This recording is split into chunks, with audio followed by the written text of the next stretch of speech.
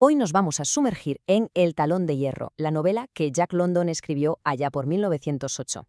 Y ojo, porque no es una historia cualquiera, es una obra súper particular, casi una profecía. Vamos a ver por qué se dice esto. A ver, El Talón de Hierro no es la típica novela que uno se espera. Sí, se la considera una de las primeras distopías modernas, pero lo que la hace de verdad fascinante es cómo está contada. Porque veréis, el libro se nos presenta como si fuera un documento histórico real encontrado en el futuro. Y esa es la clave de todo. La pregunta que nos lanza la novela es, ¿qué pasaría si alguien, dentro de 700 años, escribiera la historia de nuestra época? Imaginaos, alguien que nos mira con la misma distancia con la que nosotros, no sé, miramos la Edad Media. London nos mete en esa idea desde el principio, y es una pasada. Vale, pues vamos al lío. Para entenderlo bien, vamos a seguir la misma estructura del libro. Todo empieza con un descubrimiento en un futuro muy, muy lejano. Resulta que hay un manuscrito escrito por una tal Avis Eberhard entre 1912 y 1932. Este manuscrito se esconde, se pierde, durante 7 siglos, nada menos.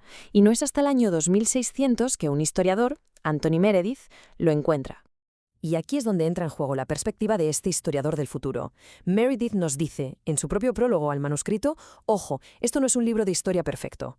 ¿Por qué? Pues porque Avis, la autora, lo vivió todo en primera persona, estaba demasiado metida en el ajo. Pero, y aquí está lo bueno, su valor es otro. Es incalculable, porque captura los sentimientos, la psicología, el cómo se sentía vivir bajo una opresión terrible. Así que, venga, abramos por fin ese manuscrito. Quien nos habla es Avis Eberhard. Y la historia que cuenta es, en realidad, un tributo. Un tributo muy personal a su marido, el líder revolucionario Ernest Eberhard, un hombre carismático al que ella, por cierto, llamaba su águila. Fijaos cómo lo describe Avis. Dice que Ernest era una figura llena de contradicciones, pero superpoderosa.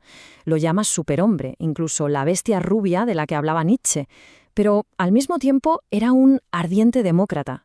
Es como si fuera un aristócrata por naturaleza, pero luchando justo en el bando contrario. Una figura compleja, desde luego. Y lo interesante es que el gran conflicto de la novela no arranca en una barricada, no empieza con balas.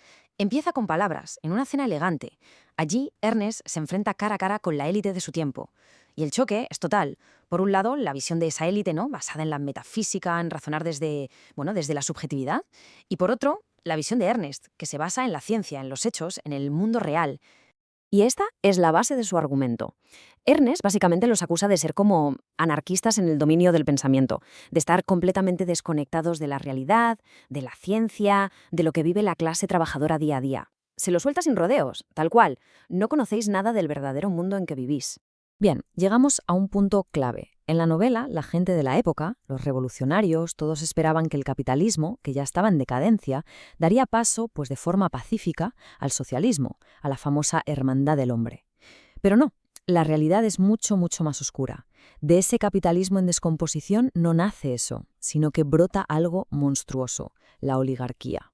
Y es justo en una de estas discusiones cuando a Ernest se le ocurre el término que le da nombre al libro. Un nombre que para él describe a la perfección esa tiranía horrible que está viendo nacer. Una tiranía que él ve venir con una claridad que asusta. Entonces, ¿qué es exactamente el talón de hierro? Pues mirad, no es solo un gobierno, va mucho más allá. Es un despotismo implacable, terrible, que nace de los grandes trusts, de los monopolios empresariales. Es una oligarquía cuyo único objetivo es aplastar a la clase obrera, a la humanidad entera, bajo su bota. Y la estrategia que usa esta oligarquía para hacerse con el poder es diabólicamente astuta. En lugar de enfrentarse a toda la clase obrera de golpe, lo que hacen es dividirla. El clásico divide y vencerás. Por un lado, aplastan a los pequeños empresarios, a los agricultores, pero por otro, sobornan, cooptan a los sindicatos más fuertes.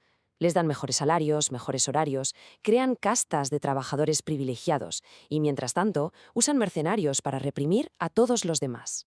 Y claro, esto tiene consecuencias terribles. El manuscrito de Avis nos cuenta lo que vino después. Levantamientos que fracasan uno tras otro, una represión brutal y el inicio de una guerra clandestina, una guerra en la sombra que durará siglos. La lucha se vuelve secreta, desesperada, sangrienta, contra un régimen que parece invencible. Y el final del manuscrito es simplemente escalofriante. El propio historiador del futuro, el que lo encontró, añade una nota al final y dice: aquí termina el manuscrito de Avis Everhard. Se detiene bruscamente en medio de una frase. Y ya está, se corta. No sabemos qué fue de Avis. Se supone que la ejecutaron, pero su historia se queda así, sin resolver, colgada en el tiempo. Ok, salgamos un momento del manuscrito. ¿Por qué este libro, escrito en 1908, sigue siendo tan importante hoy? Pues por varias cosas. Fue una de las primeras novelas distópicas modernas. Sí, fue una crítica que se adelantó a su tiempo sobre el poder de las grandes empresas, de los monopolios.